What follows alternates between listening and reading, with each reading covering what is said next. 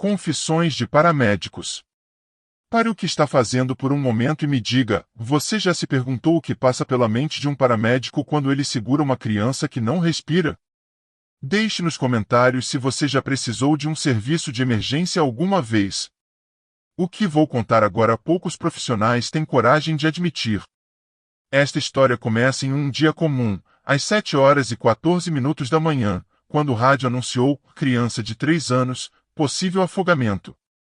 O que ninguém sabia é que, naquele exato momento, não era apenas a vida daquela menina que estava em jogo, era a minha também. Se você conhece alguém que trabalha salvando vidas, marque essa pessoa. Esta história é para vocês. 15 anos como paramédico em São Paulo. Centenas de vidas salvas. Mas esta foi a única vez que chorei em serviço. Em 15 anos como paramédico, vi a morte nos olhos centenas de vezes. Segurei mães que perderam filhos e filhos que perderam pais. Mas houve apenas um dia em que chorei em serviço, o dia em que uma garotinha chamada Maria respirou depois de 10 minutos sem vida. Ninguém me perguntou por que eu não desisti dela quando todos já tinham perdido a esperança. Ninguém soube que, 3 anos antes, eu não consegui salvar minha própria filha. Esta é a história que nunca contamos. Das vidas que salvamos para salvar a nós mesmos. Se você conhece um profissional de emergência, compartilhe. Eles carregam mais do que apenas equipamentos em suas mochilas. Confissões de paramédicos, o que nunca contamos. Capítulo 1. O chamado. Ajustei meu uniforme azul enquanto entrava na ambulância para mais um turno de 12 horas. Depois de 15 anos como paramédico em São Paulo, os rituais do início do plantão já faziam parte do meu DNA: verificar o equipamento, conferir medicamentos, testar o rádio. Minha parceira, Aninha, mais jovem mas igualmente competente, organizava meticulosamente a mochila de emergência.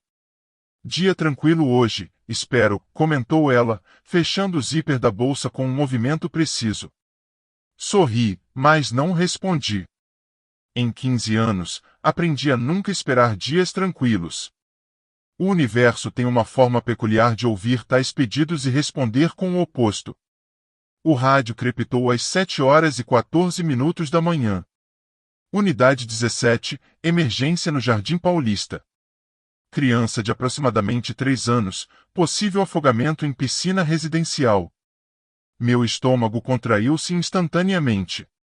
Emergências com crianças são as piores. Aninha, que tinha um filho de 4 anos, empalideceu visivelmente enquanto registrava o chamado.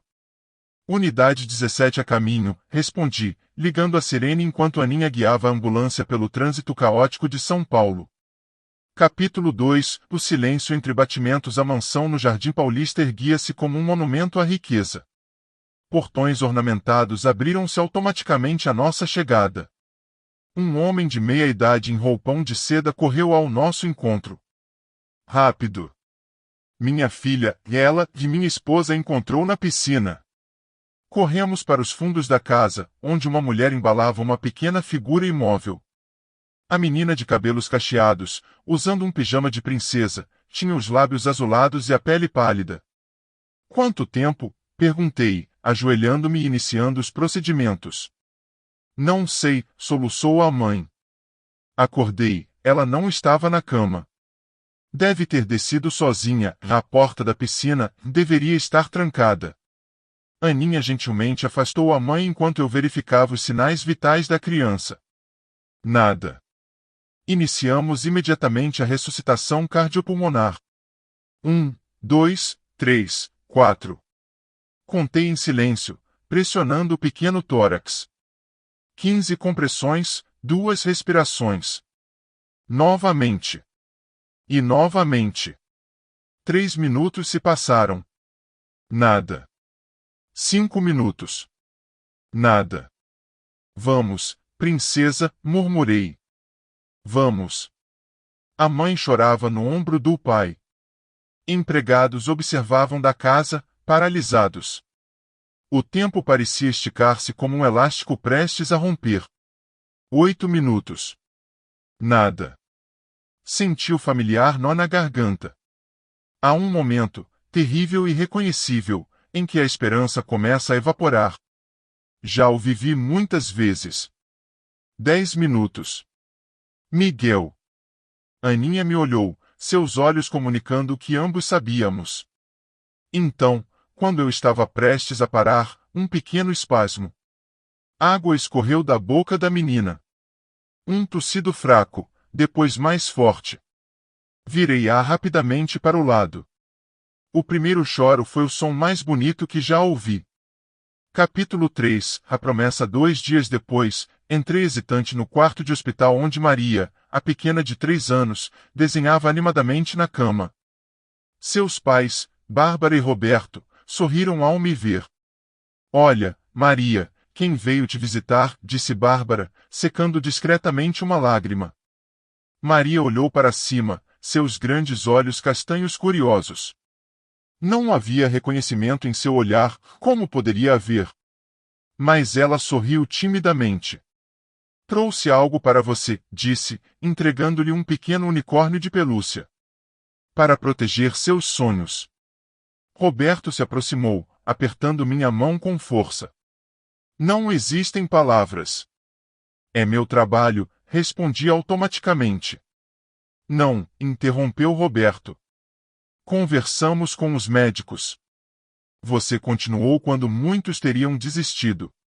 10 minutos de ressuscitação e eles chamaram de milagre. Desviei o olhar, desconfortável com o agradecimento. Em meus 15 anos de profissão, aprendi que o universo distribui milagres e tragédias aleatoriamente, sem lógica ou justiça. Quero fazer algo, continuou Roberto. Uma doação, criar uma fundação em seu nome. Não precisa, interrompi. Mas há algo que pode fazer. Capítulo 4, Sombras do passado. Na volta para casa após o plantão, dirigi até um pequeno cemitério na zona leste. Caminhei por entre lápides até parar diante de uma pequena placa, Luísa Souza, de 2007 a 2010, nosso anjo. Ajoelhei-me, limpando folhas secas da pedra. Salvei uma menina hoje, filha. Igualzinha a você. A morte de Luísa destruiu meu casamento e quase acabou com minha própria vida.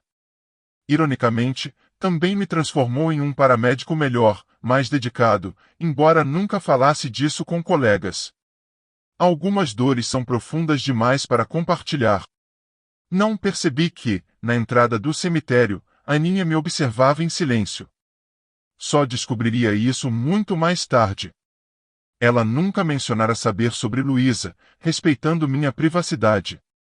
Mas naquele momento, começou a compreender o que me impulsionava a nunca desistir, especialmente quando se tratava de crianças. Capítulo 5, O Código Silencioso. No mês seguinte, a rotina de emergências continuou, acidentes de trânsito, ataques cardíacos, quedas domésticas. Aninha e eu trabalhávamos em sincronia perfeita, raramente precisando de palavras para nos comunicarmos durante procedimentos. Numa sexta-feira chuvosa, fomos chamados para atender um morador de rua que convulsionava sob um viaduto. Diabetes descompensado, diagnostiquei, verificando as pupilas do homem idoso e aplicando glicose. Olha isso, chamou Aninha, mostrando uma pulseira médica gasta no pulso do paciente. O nome no documento de identidade encontrado entre os pertences do homem me fez congelar. Dr. Fernando Mendes. Você o conhece? Perguntou Aninha. Era cirurgião cardiovascular, respondi, a voz baixa. Um dos melhores do país, até que. Não precisei terminar. Enquanto estabilizávamos o paciente, observei o rosto envelhecido precocemente. 10 anos atrás, aquele homem havia sido uma lenda médica, até que o álcool e depressão destruíram sua carreira após perder um paciente na mesa de cirurgia. Era um lembrete sombrio do que a profissão podia fazer com qualquer um de nós. O preço emocional raramente discutido nas academias de medicina. Capítulo 6, A caixa de memórias. No apartamento simples que chamo de lar, guardo uma caixa de madeira sob a cama. Naquela noite, puxei-a e abri a tampa com cuidado quase reverencial. Dentro, pequenos objetos aparentemente sem valor, um lacinho de cabelo rosa, um bilhete escrito à mão, uma foto amarelada, uma pequena pedra colorida, um chaveiro quebrado. Cada item representa uma vida salva que me marcou profundamente. O laço pertencer a Maria, a menina da piscina.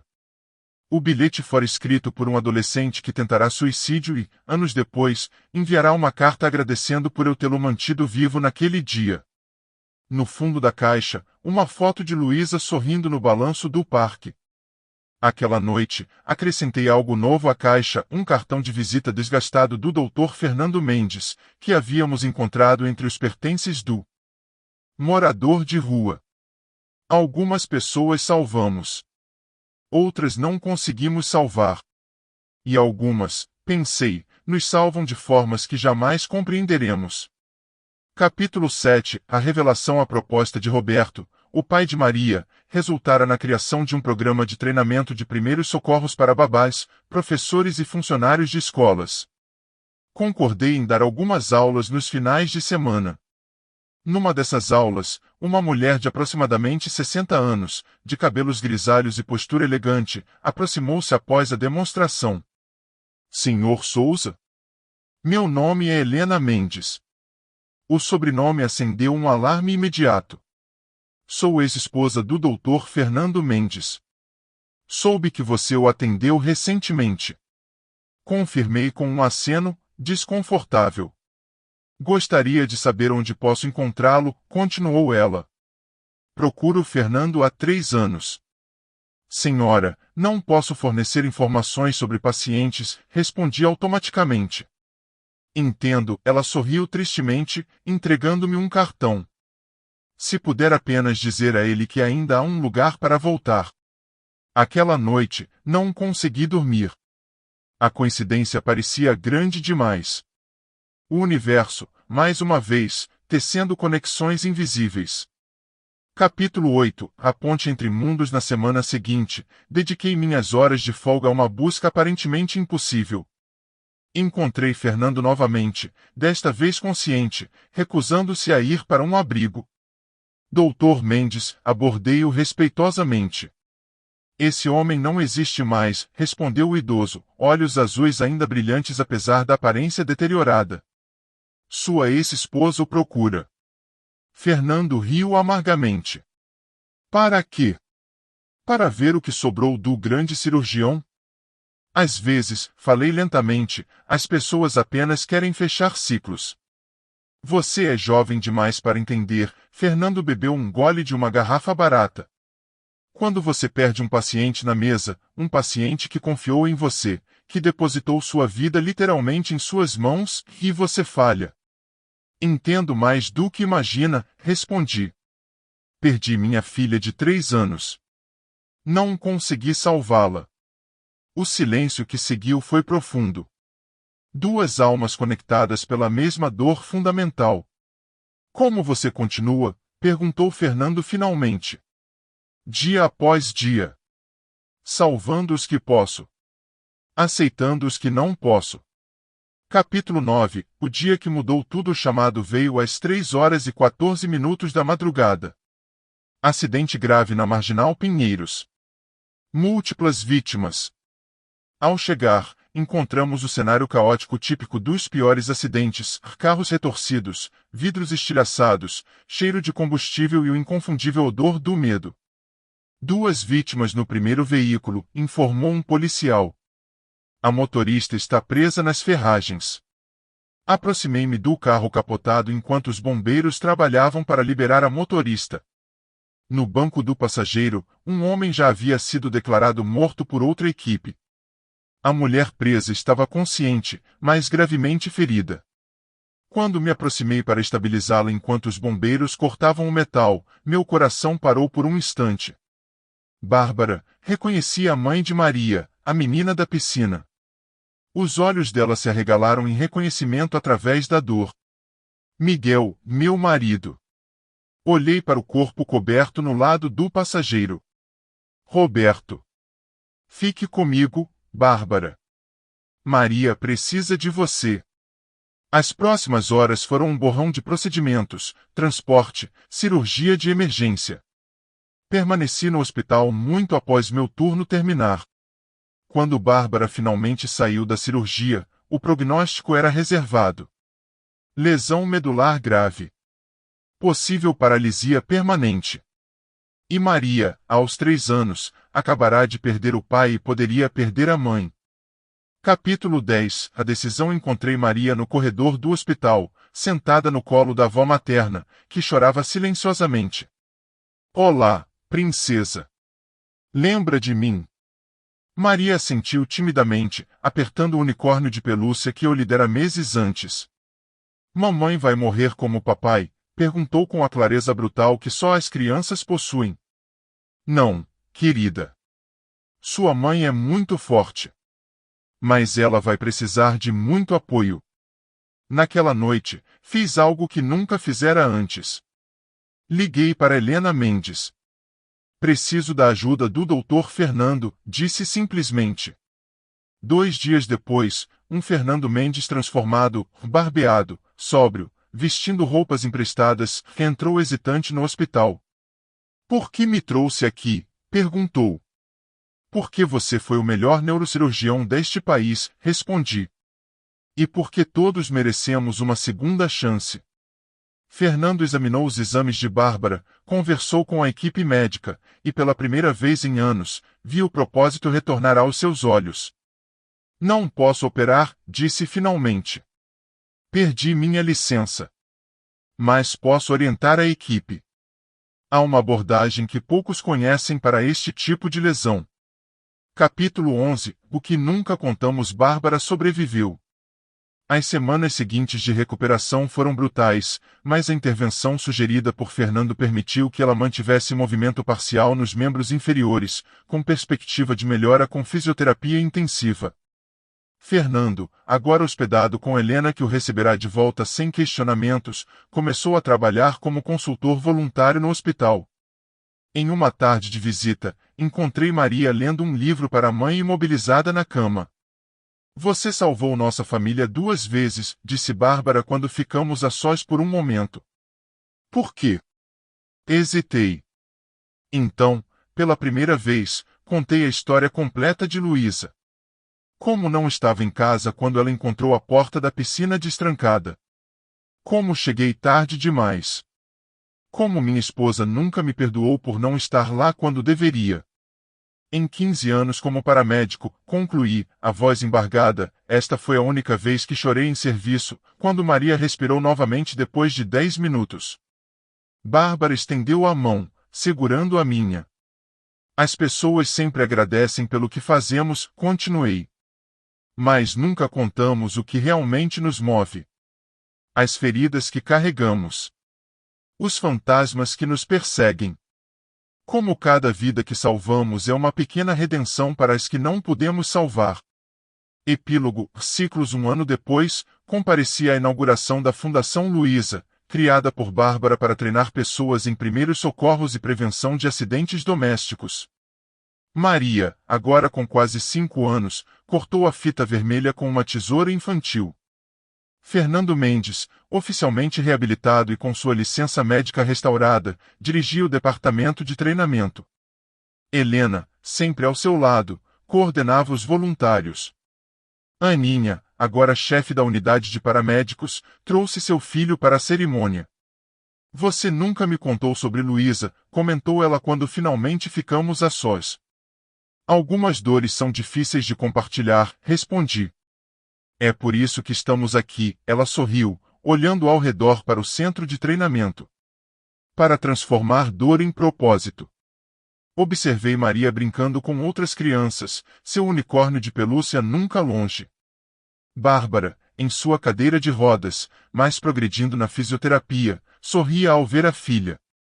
Naquele momento, compreendi que o verdadeiro heroísmo não está nos grandes salvamentos ou nos momentos dramáticos celebrados em manchetes. Está na coragem silenciosa de continuar, dia após dia, carregando feridas invisíveis enquanto estendemos as mãos para curar as feridas dos outros. É isso que nós, paramédicos, nunca contamos. Que cada paciente que salvamos também nos salva um pouco. E assim o ciclo continua, imperfeito, doloroso, mas profundamente humano. dedicado a todos os profissionais de emergência que carregam nossas histórias mais difíceis e testemunham tanto nossos momentos mais frágeis quanto nossa força mais surpreendente. O que você achou dessa história? Fico feliz por ter você aqui, te espero no próximo vídeo, até mais.